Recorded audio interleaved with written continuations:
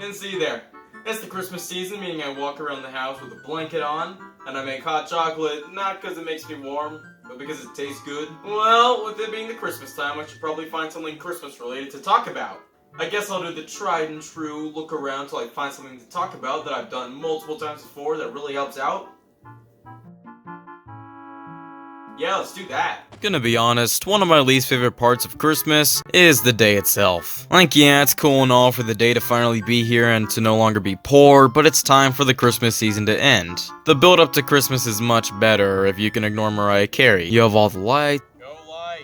You can put Spider-Man in the nativity scene. I just want to make sure it was historically accurate. You got droids invading the dog village. And of course, advent calendars. Advent calendars are calendars made to count down to the big day. Each day you receive a little something. It's kind of like an appetizer for the big day. There are plenty. The ones that I've had for as long as I can remember are these chocolate ones. Each day you get a little piece of chocolate. These are the same thing every year, but are neat regardless. You also have one for dogs. Every day this little guy gets a treat. Even socks! But to me, the coolest advent calendars are LEGO advent calendars. LEGO is one of the most popular toy companies, and that is not changing soon. They have such a good grip on quality and appeal. They understand that their audience is more than kids, which I always respect with the company. Anyways, LEGO advent calendars are a no-brainer. Each day you get a new little build. It's great. One of the biggest LEGO sets this year can also be treated like an advent calendar. The LEGO Home Alone set is broken up into 24 bags, so you can tackle the set like an advent calendar and do one bag a day, which is amazing. And outside of the Home Alone set, there are so many advent calendars.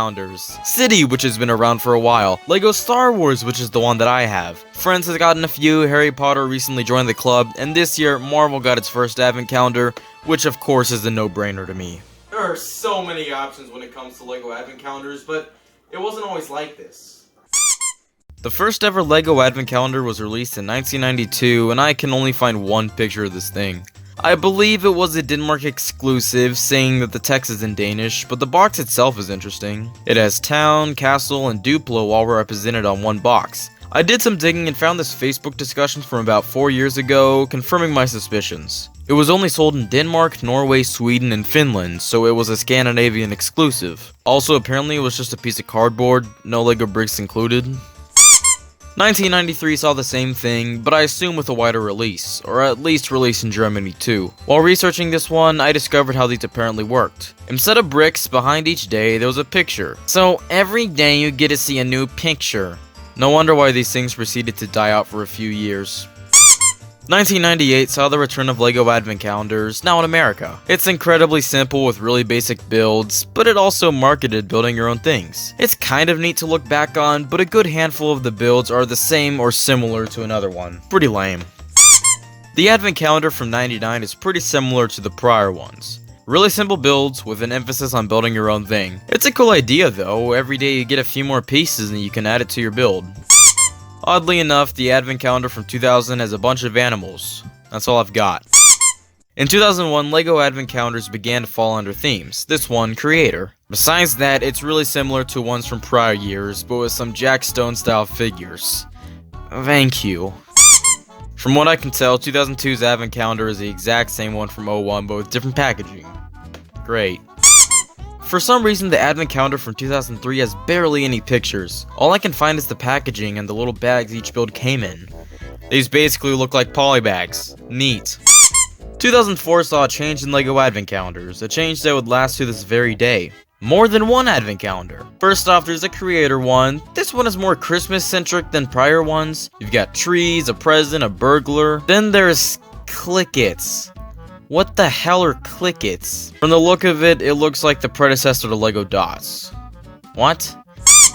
2005 saw another change to these calendars. This year, Creator was swapped out with City, and it would proceed to remain this way to this day. Also, another Clickits one. Seriously, what is Clickits? In 2006, there was only one calendar, a City one. Need I say more? 2007 was weird. City of course got one, and the other one was Belleville. What? Belleville was LEGO's response to Barbie, I think? And Belleville feels like something I'd see in my nightmares. This stuff creeps me out big time. In 2008, Castle got an advent calendar, which is pretty neat. City. Pirates got an advent calendar in 2009, that's pretty cool. Yeah. This year Kingdom's got one, so it's basically a second castle one. Star Wars got its first advent calendar in 2011. These are the best advent calendars. I love how the Star Wars advent calendars are mostly just little models of Star Wars ships and locations. Most of it isn't Christmas themed, so it's a cool part of a collection year round. Yet one really cool trope of the Star Wars calendars are the exclusive Christmas themed figures. The first year had Santa Yoda. This is pretty cool. 2012 rounded up the main trinity of advent calendars that we would get for years. City, Star Wars, and Friends. This year's special Star Wars figure was a Snowman R2-D2 and a Santa Darth Maul. These are really dang cool. 2013 saw Santa Jango Fett. This guy looks sick! Gotta love all the builds here too. A Christmas tree astromech droid and Santa Darth Vader is all you need. This year's special Star Wars figure was significantly lamer. Santa C-3PO riding R2-D2 with reindeer antlers. Well, let's hope next year's better. It's better. Albino Chewbacca is pretty rad. Also gotta love how the bandolier colors are red and green. Really? BB-8 with a Santa hat? At least Cities doesn't just have BB-8 with a Santa hat. That'd be really lame. What the hell? 2019's is an improvement. I mean, at least there's something like Santa Porg and a President Gonk, that's cool. But the standout here is Last Jedi Luke. Honestly, pretty cool. Also this year, Harry Potter joined the advent calendar lineup. Definitely a good choice. Last year was interesting. This was the first year I bought a LEGO advent calendar, and I really liked this one. It was partially based on the LEGO Star Wars Holiday Special from last year, which was decent enough, and the special figures were actually cool. Poe Dameron and Darth Vader in Christmas sweaters, that's fun. You also have a Snow Gonk. One thing I really like are the figures.